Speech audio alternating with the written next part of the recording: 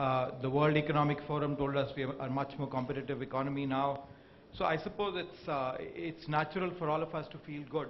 Unfortunately, there is some news which should sober us all. And that's what we're going to discuss today. What we're going to talk about is the Social Progress Index, which is essentially an index that looks at what countries do for their citizens in terms of their basic rights, like the access to water, sanitation, access to freedom, access to education, access to those kind of things. And unfortunately, on that index, we ranked 98th out of 160 countries. And to put that in perspective, we are behind countries like Namibia, countries like Nepal, countries like Ghana. And while I don't want to belittle those countries, the fact is that as a GDP, we are much larger than all of them added together. So I'm going to start off with Dr. Batra. If you could share your thoughts on why we are so poorly placed on this index, what is the reason and what therefore we can do about it?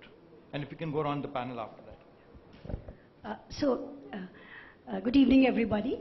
Let me begin with my thoughts on what is Social Progress Index. And I think let's have clear right from the beginning that it is something that is complementary to the GDP. It is not like East is East and West is West and never the twain shall meet. These are two parallel streams that run in the same direction.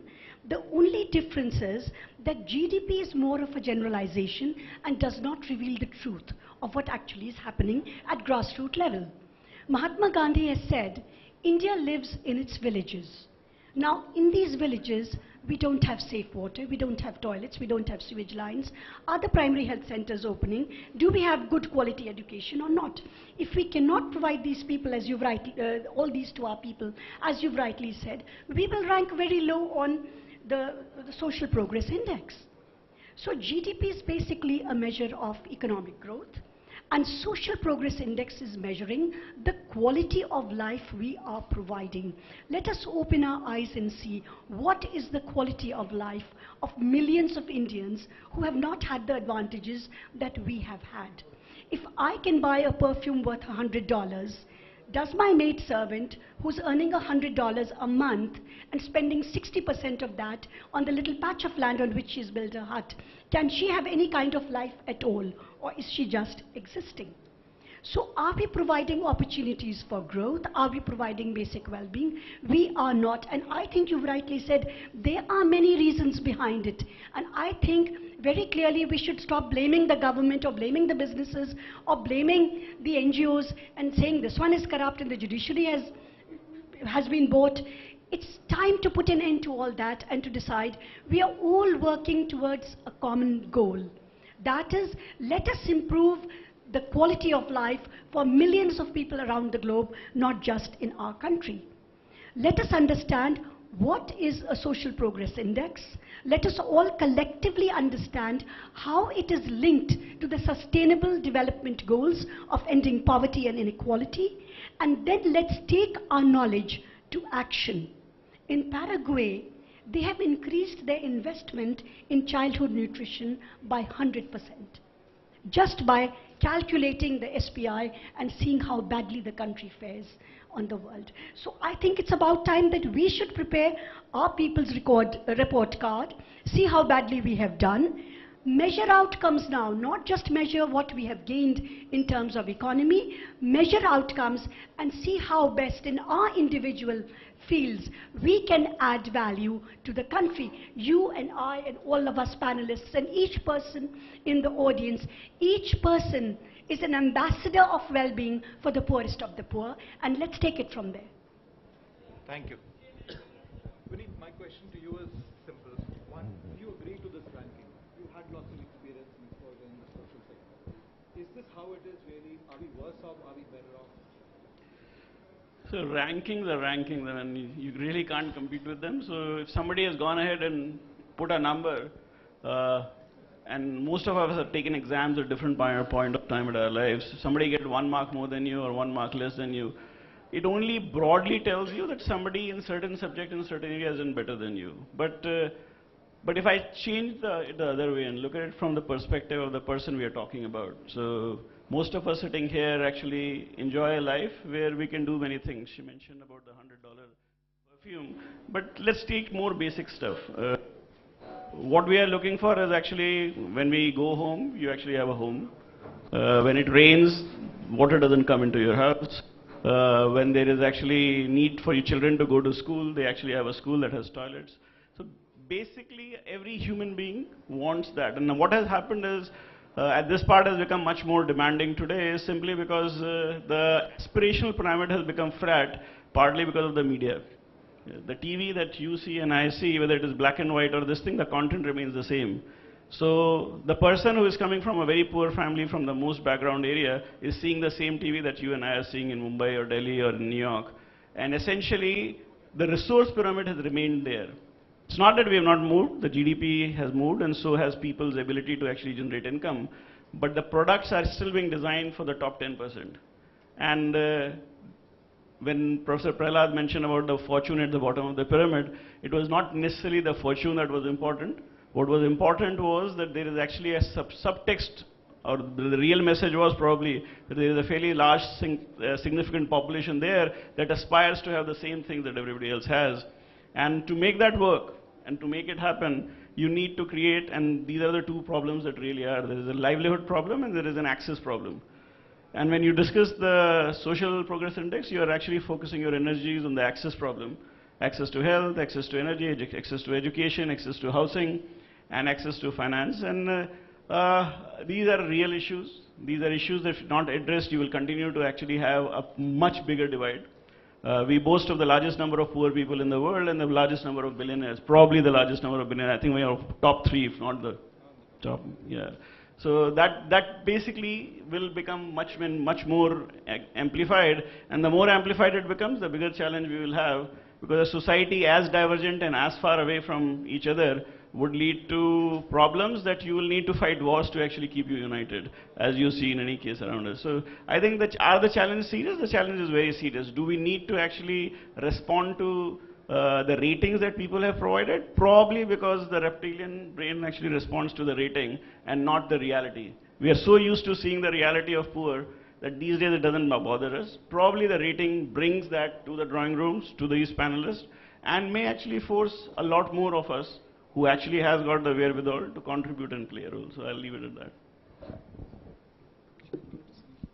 Sunil, do you think there is a disconnect? There is a disconnect between companies such as yours and the bottom of the pyramid that Vineet talked about in terms of their aspirations. Are you developing the kind of products at the price points where they can afford those products? Yeah, actually, so maybe I'll, before I go to what companies are doing, I think this thought that, and I read it also in, in the Social Progress Index, website as well, that the GDP and the Social Progress Index are complementary. I have a slightly different take on this, and maybe I can have a chat separately, Amit, and we should have a chat on this. I believe what my perspective on this is that GDP can lead to social progress of a few, if you're obsessed with GDP. Okay, so there is a linkage there. Okay, but if you focus on Social Progress Index, you can drive GDP by much more delta over a period of time. So I definitely believe there's a huge index, and actually the relationship is bottoms up, that if you can drive social progress for the masses, you'll find that entire GDP growth can have actually definitely 1 or 2 delta. I'll give you an example, and maybe you can add to this. I spent my, not too much, I spent around 2 years of my time only in telecom. Okay, a large part of my time has been, my life has been FMCG. But I can tell you, the telecom penetration in India, which is today one of the highest in the world, and tariffs which are the lowest in the world, unfortunately for them, right? But that has led to actually serious social progress. Okay, and it will come into those 3 pillars of SPI that you would count, although I don't recall where it will fall. And it's clearly proven that telecom connectivity has led to a clear delta of 1.5% in GDP growth of India over the last 15 years. So that's a very, very clear relationship and a live example that we have in our country. Now coming back to the question which, Sunil, I'll just add to that. You're absolutely right about that. If you look at a country like Costa Rica, which in terms of GDP is not among the top countries, but on the social progress index is actually very high because they're probably concentrated on that. So I think that's a very valid point. Please go ahead. So now coming to the question of what we are doing at Godrej. Godrej, we are very proud to be a company which is what we call ourselves 118 years young. And we've been a company which has started right from the independence movement itself. We have a very clear thought of shared values and shared vision in our organization, and we work on 2 fundamental pivots there currently that we're working on. One is how can we help, one fact that which we take cognizance of is that India is a country of very young people. 67% of our population is below 35. So now this is the population which needs to be skilled. So one area of shared value that we are looking at itself is how can we train this youth in skilling them so that they can participate in the overall economic development of the country. That's one. And for themselves as well as for the country. And secondly, how do we given that we are FMCG company and we operate in categories which actually are for the masses, right? We operate at the mass end of the market, most of our categories. How can we create products which are affordable as well as accessible? We can do both actually, to make sure that they contribute to the health and well-being of the population. And here maybe if at some time I'll really like to talk about the case of one product which has really demonstrated this for us. This whole product which you would have all known about is Good Night Fast Card. Now this was an innovation which didn't exist in this country. And you know, this is a city which is the national capital we are sitting in right now, and till the surgical strikes happened, the only thing you were hearing about was chikungunya and dengue actually. You know, the surgical strikes took the headlines away from there. The fact is, it's quite a shame that in a national capital of a country, which is supposed to be one of the hottest growing economies in the world, we have cases of dengue and chikungunya of this kind happening. Now when this can happen in Delhi, I can tell you, just imagine what must be happening in the rest of the country. And unfortunately, while we are in that industry, we're the market leaders in this industry called household insecticide. One data which is very stark in our country is that the usage of branded insecticides in our nation in rural areas is only 35% still. Which means, and the definition of penetration in India in marketing classical terms is even stark. Anybody who has used one insecticide branded product even once in a year, we take it as penetration. It's not that you have to use it once every month. Even then, only 1/3 of rural India actually even uses. And the reason for that is they don't have affordability of these products, neither do have access.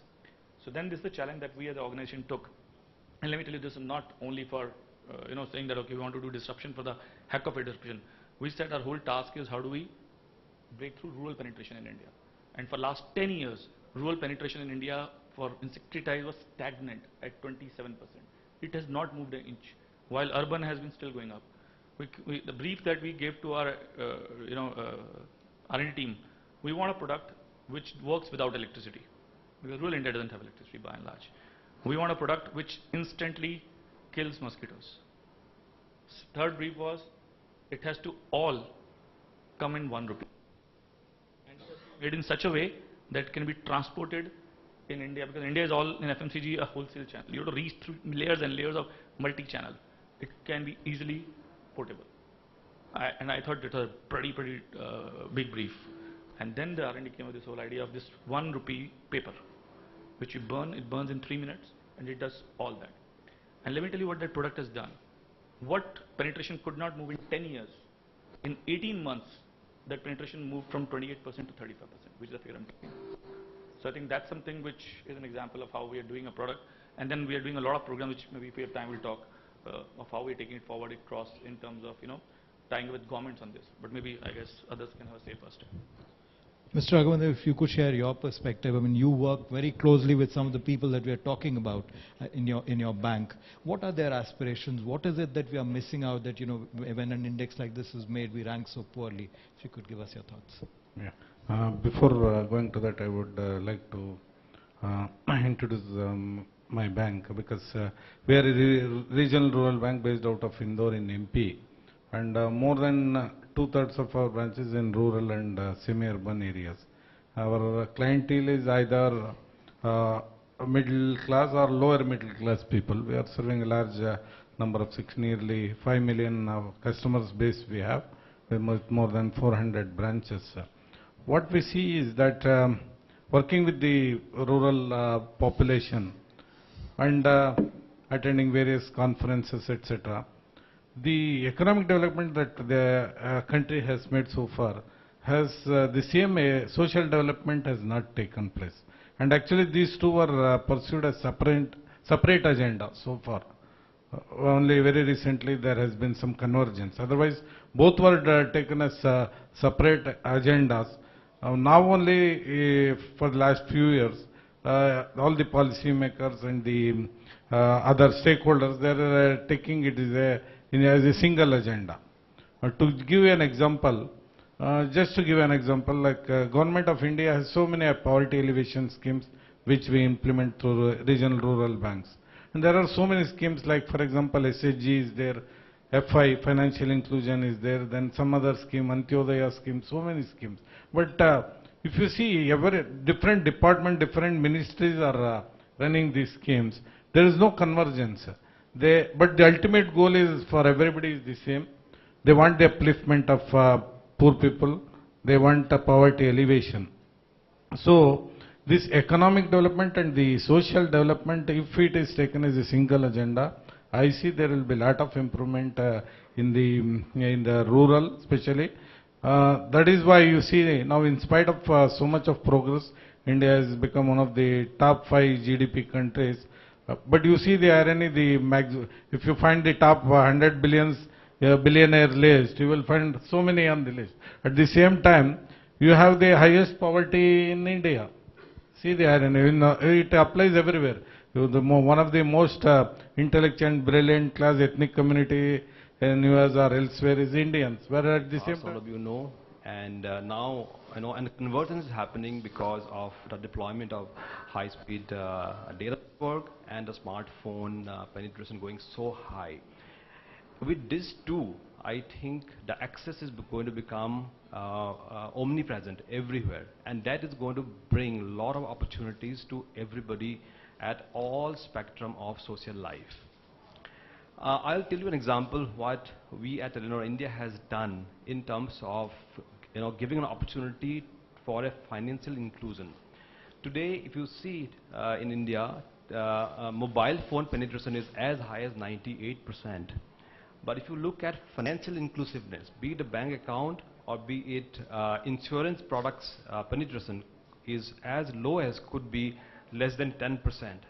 So is it possible for anybody to go and do the financial inclusion? It is, in fact, Government of India is also putting a huge effort into it.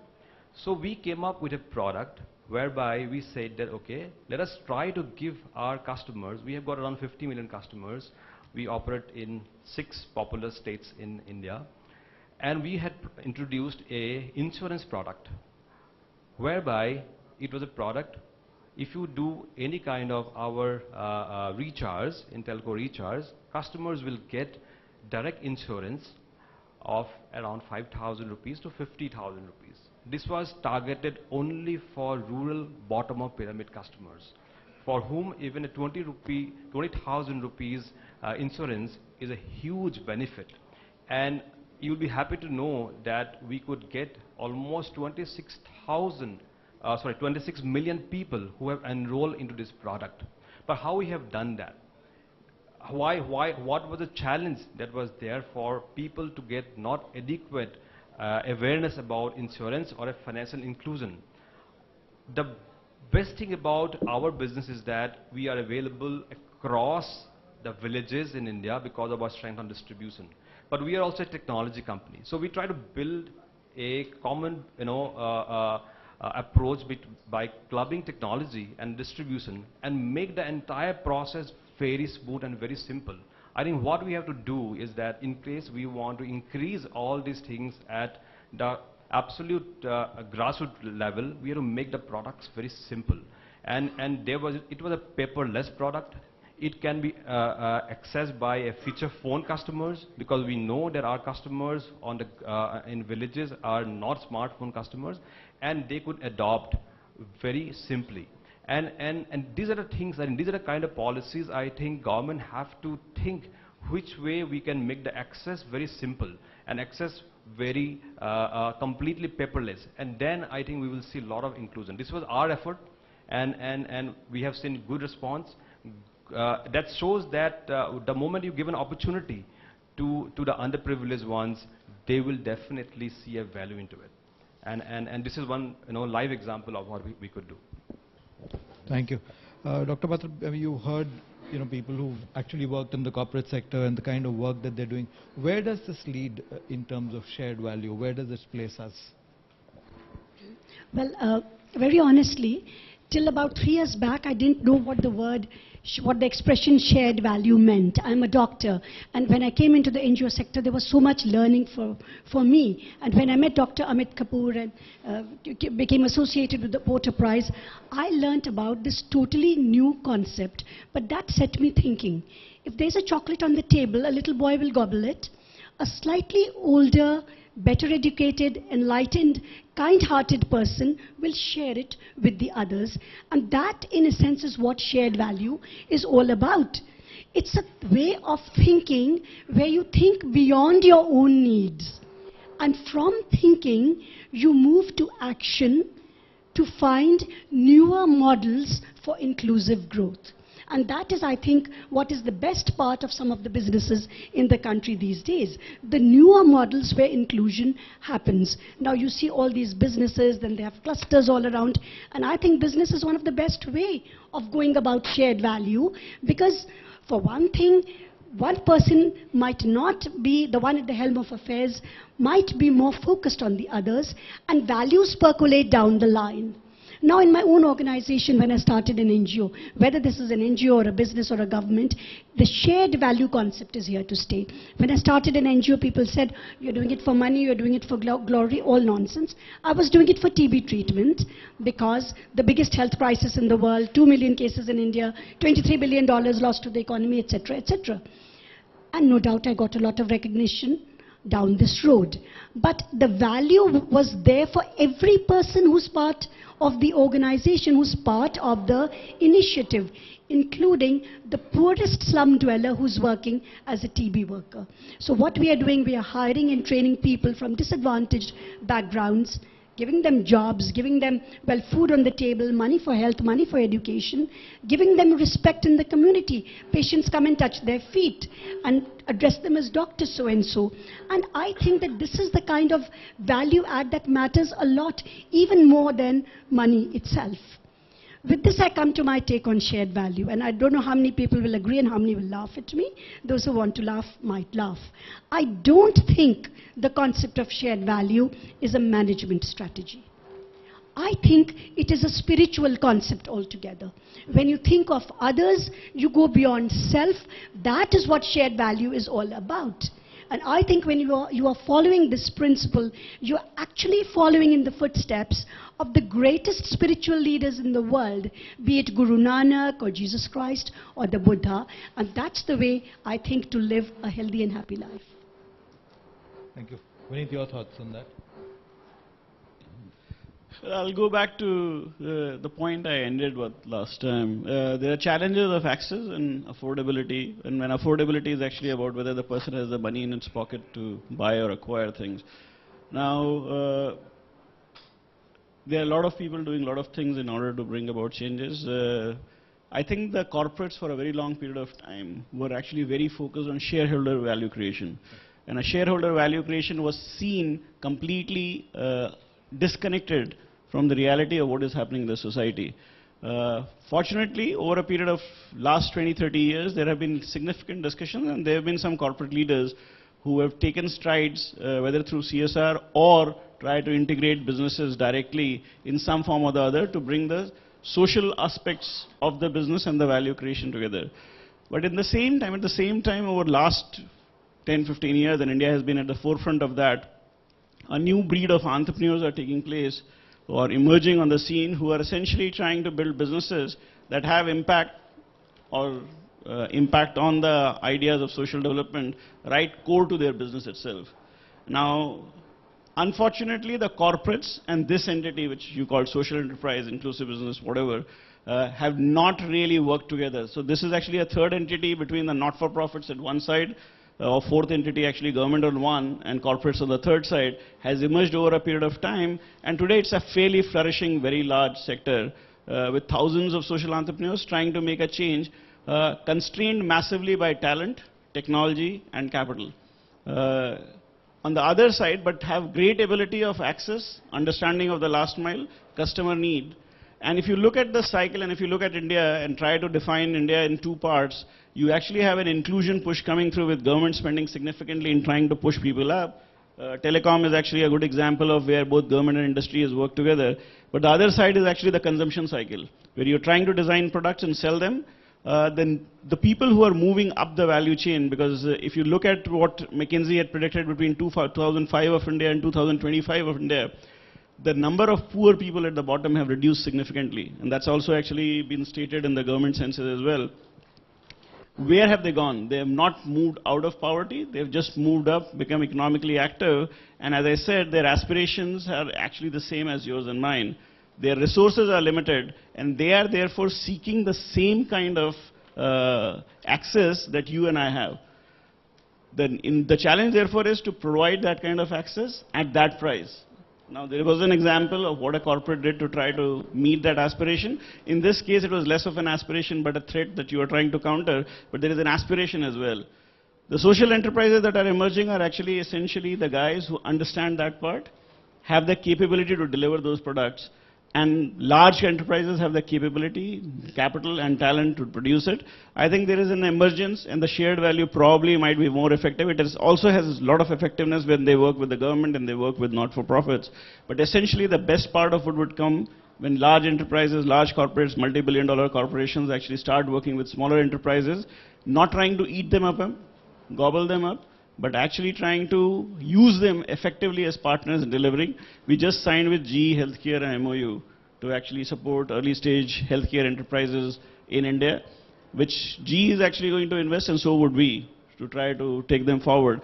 But that essentially is where you are trying to create a non-threatening partnership, sharing your values, wisdom, and knowledge, and trying to have somebody who can actually resolve a problem. So I think these are new thought processes that are emerging.